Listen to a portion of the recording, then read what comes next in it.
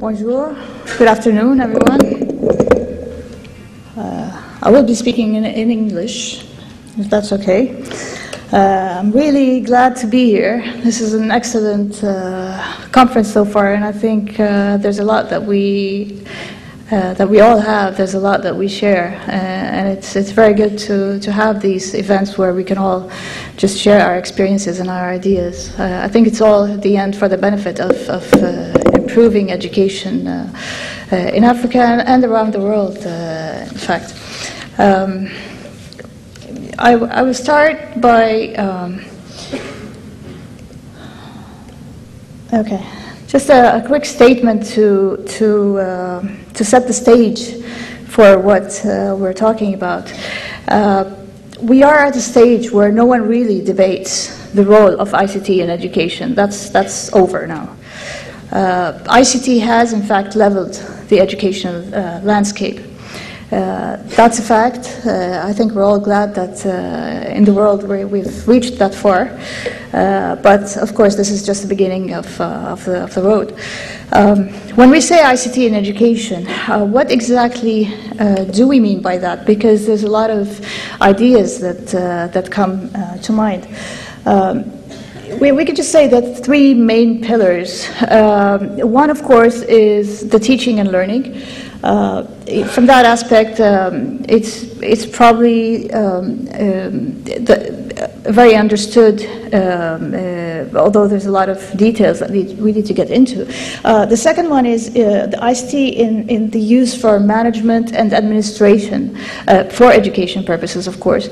And the third pillar is the ICT for use in planning and decision support. Now, the interesting thing is that working with several countries around the world and working with ministries of education, institutions of education, all of that, we see a lot of understanding.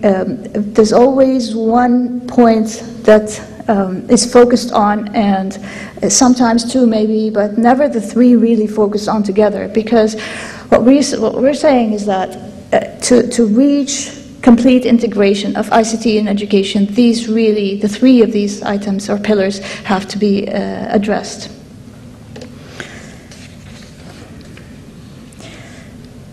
Luckily, the significance of ICT in education is increasingly acknowledged by nations and governments worldwide, actually. If we look closely, there are educational initiatives and reform programs all over the world. Probably they're not a single country worldwide, regardless where it is, that doesn't have some sort of a national initiative, a program for the educational reform. And that shows the significance of what this is in terms of countries, in terms of development. What's really interesting, though, is that looking at all these programs and initiatives, and I mean all of them, okay, you will notice that there's always these common challenges and objectives that they all share, regardless if these programs are in the US, or in Europe, or in any country in Africa, any country in the Middle East, Southeast Asia, and so on. We all share very common challenges and objectives, and that's very interesting when we get to that detail. I'll just give a highlight about what sort of common challenges and objectives. And actually, if we're listening to the presentations this morning, very interesting, all of them actually, especially when hearing the ministerial sessions and each of the ministers talking about their countries, you will notice that most of these challenges have been addressed one way or another. For example, the first one is the application and integration of ICT in education, which is one of the objectives that the countries are doing, of how they can get into effective integration of ICT in the daily lives of the operation of the people, of the education, to promote computer literacy. Some of the sessions this morning talked about employability and how important it is to prepare our children for employment. Well, using ICT in education in their daily lives is one of these tools to prepare them for employment, of course, along with all the rest of the things. The second common challenge or objective we see is to provide for equal opportunity in education and lifelong learning. And again, these 2 points were addressed this morning.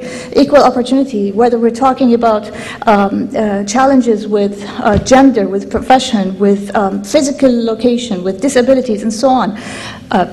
All children should have equal opportunity in learning, and all people should have equal opportunity in learning, which takes us to lifelong learning and the significance of that.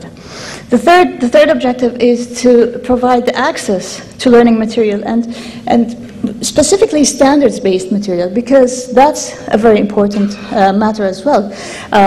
Countries have standards, have learning outcomes, have learning objectives, and it's very important for learners, for students, to achieve these objectives. That's one of the important points. And last, but by far not least, is the capacity building. Again, we talked about this a lot this morning, the teacher training, the professional development, and all of that. Now, ICT as a tool is really there to help in all of these objectives.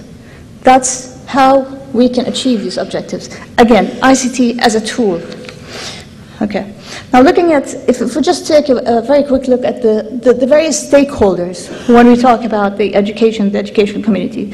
Of course, we have the students or learners, we have the parents, the teachers, and the administrators, and together all of these are what form the learning community. Now each of these users or each of these stakeholders has different needs and different requirements and different tools that they need to have, different aspects of how they work, how they learn, and so on. All of these must be taken into consideration when we look at education, well, at ICT in education and reform programs, and all of these must be actually addressed. Reaching at the end to a collaborative learning community is, I think, what we all should be looking forward to achieving, because it's through that we start, the learning community starts working together, start collaborating, start sharing ideas, start learning from each other's experience, and so on. That's how we start building on top of each other to achieve knowledge. The various success factors that we believe are important to consider are some of the fundamental issues. Again, we should never forget what the benefits of ICT in education give us, provide us. That's something that should always be remembered. Another point is that when we talk about ICT in education and teaching and learning and all of that, e-learning in specific, a misconception that we see along the way is that a fear of e-learning replacing the teacher. That we see a lot, and what we always say is that e-learning is not there to replace the teacher. It will not, and it should not. It's a totally different role that it has. It's there to assist in the teachers working to further their work in terms of guidance, in terms of support, in terms of facilitators of learning, to assist students and learners rather than the way we work today and the years before. Another important point is that technology is only a tool. When we think of education reform in terms of ICT and implementation of ICT, we should never think of technology. It's not the end. It's a means to an end, and that's very important to always keep in mind. It doesn't matter what technology we use. Technology will always change, will always evolve. What really matters is how this technology can help us, what we can do with this technology. It's a tool, but it's an extremely powerful tool. We should always remember that all stakeholders are important to serve. As we showed in the slide before, they're all part of the learning community, and all of these are actually potential learners. Teachers should continue to learn. Administrators should continue to learn. Parents should be able to continue to learn. And again, part of ICT, introducing technology in education, could really provide all of that.